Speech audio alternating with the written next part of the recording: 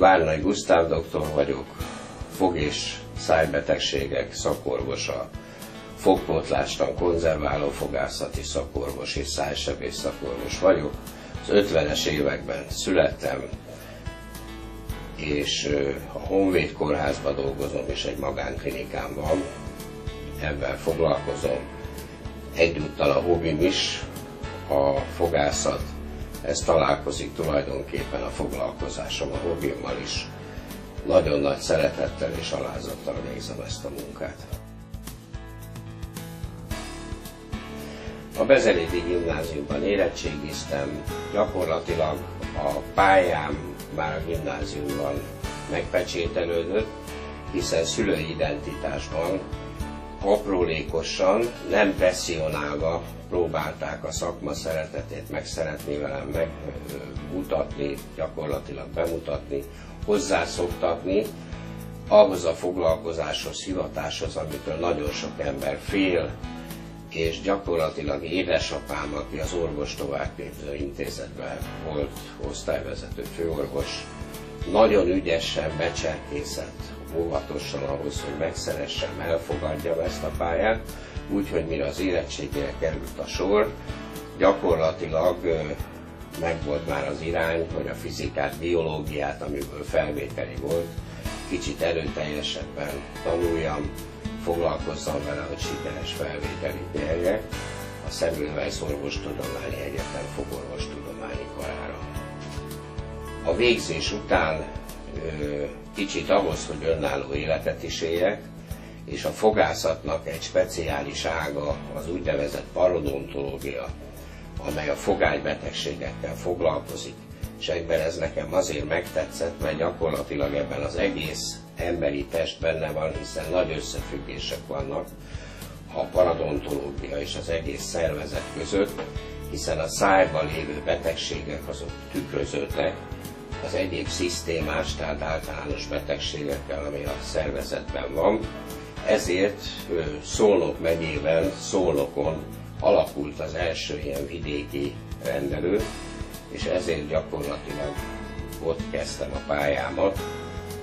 A család nem nagy örömére itt hagytam Budapestet, és nagy-nagy szeretettel gondolok vissza, bár ugyan nem kaptam meg ezt a rendelőt, ezt a szakrendelést, mert rövidesen kiderült, hogy az akkori nagyon kedves főnököm ezt privilegizálta és ő végezte, de mint fiatal titánorvost néhány hét próba munka után berakott a megyei szakrendelő intézet szájsebészetére, és nagyon jó kapcsolat alakult ki szakmailag is, és barátilag is vele. Úgyhogy amikor arra került a sor, hogy visszajöjjek Pestre, akkor még az édesapámat is fölhívta, hogy próbáljon rábeszélni, hogy maradjak ott. De hát a fő identitás az volt, hogy itt volt a rendelőnk, és akkor abban az időben volt egy ilyen mendemondat, ami végül is egy kicsit be is igazolódott, hogy akik elhagyták Budapestet szakmailag már, mint munkában, azok egy kicsikét nehezebben kapnak munkahelyet Budapesten, hiszen a végzősök között nagyon sokan szerettek volna itt maradni, és mivel ott állt előttem a katonaidő, be kellett vonulni katonának, jobbnak láttam, hogy mielőtt elmegyek a katonaidőmet letölteni, már egy fővárosi állásból kerüljek ugye a katonassághoz, majd ismét a civil szférába tudjam ezt a hivatást folytatni. A szakmát elkezdve, a hivatást megtanulva gyakorlatilag az első szakvizsgámat 1978-ban tettem le. Nem túl, hogy mondjam, dicsekvésnek véve, a szakvizsgáim száma az 5, és mind az 5 jeles eredménnyel végződött. Egy véletlen folytán, mint ifjú orvos Budapesten, egy egészségügyi szakközépiskola felkérte az akkori munkahelyemet, hogy fiatal orvosokat kérnek arra, hogy egy bizonyos szakterületet, tantárgyat, hogy így fogalmazzam, kezdjenek oktatni a szakközépiskolámban. Ez egy olyan tantárgy volt, meg is nevezem, az volt a neve, hogy kisklinikumi ismeretek, ami gyakorlatilag egy ilyen vegyes felvágott volt, mert abban volt szemészet, volt urológia, fülorgégészet, és a nálam idősebb kollégák, akik már régebben tanulták ezeket a diszciplinákat, nem szívesen jelentkeztek az akkori főnöknél, kvázi nem tologtak, hogy ezt a tantárgyat tanultak, ő fülön csapott engem, és így csapott meg a mozdony szele, mert elküldött engem, hogy te nemrég tanultad, nemrég vizsgáztál belőle, irány az iskola, és kezded el ezt az oktatást, ahol én végül is nagyon jól éreztem magam, és így csöppentem be az oktatásba, amit a mai napig is folytatok, és nagyon megszerettem, mert egy nagyon csodálatos érzés, hogyha egy biztos kollektívában, ezt most nevezhetjük csoportnak vagy osztálynak, ha van legalább egy 20-30% érdeklődő ember, akkor kvázi az ember nem hiába jelent ott meg, és élteti azt, hogy ami az évek során lerakódott, át tudja adni azt a tudást, ismeretet a hallgatóságnak, vagy tanuló ifjúságnak.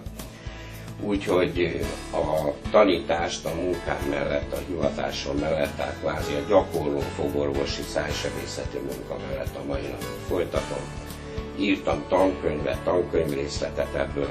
Elsősorban két olyan tantárgy van, az egyik a szájsebészet és a paradontológia, amit fogorvosi asszisztensnőknek és klinikai szájhigiénikusoknak, hát kimondva, nem kimondva, több mint 25 éve tanítok, úgyhogy ahova megyek tényleg az országba, akár fogászati rendelőkbe, akárhol, mindenhol szeretettel üdvözölnek, mert mint vizsgaelnök is, mert régen vizsgáztatok, mint vizsgaelnök minisztériumi megbízásból, ezért tényleg az országban mindenhol vannak tanítványok. Néha-néha fáj, de az élet az ilyen, hogy sokan el is hagyták azóta ezt a szeretett hivatást és pályát, és különböző területeken találkozom a volt tanítványokkal.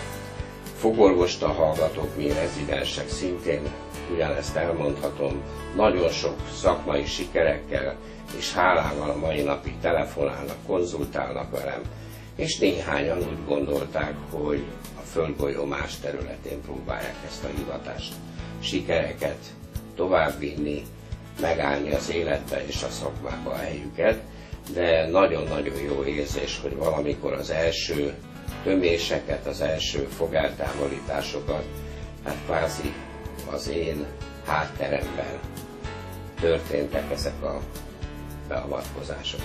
Az a saját rendelőm, a Várnai Fogklinika, amelyben dolgozom, az 1951-ben lett alapítva az édesapám által, és úgy néz ki, hogy családi dinasztia, mert ha minden jól megy, a gondviselés is úgy akarja, akkor szeretett egyke lányom jövőre végez, és remélem, hogy jövőre ő is ott lesz már a rendelőben, és mint egyetlen nagy kincsem, a saját gyártmányom mindent bele, apatejjel fogja ezt a hivatást, ezt a pályát megszeretni, és ennek a kicsi csinyát, bínyát, amit gyakorlatilag egy egyetemen nem is tudnak megtanítani, hanem ezeket az évtizedek alatt, ami tapasztalatot felvesz az ember, azt a saját gyermekének át tudja adni.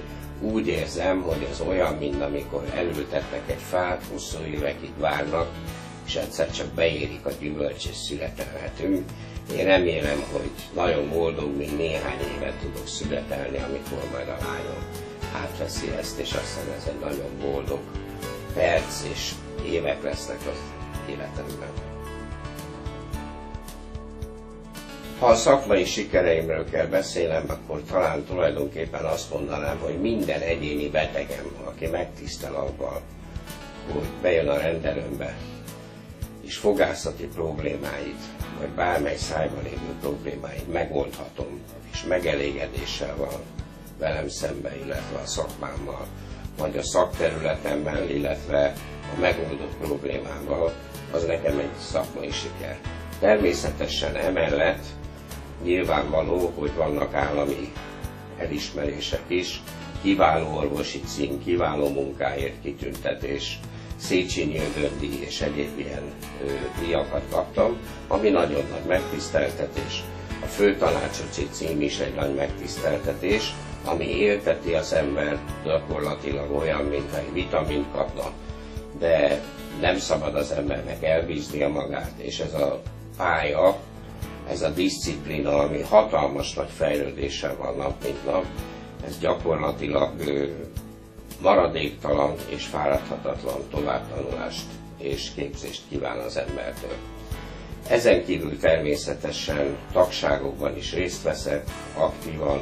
Az egyik, ami gyakorlatilag nagy büszkeségem az, hogy a Semmelweis Egyetem baráti körének szinte alapító tagja vagyok.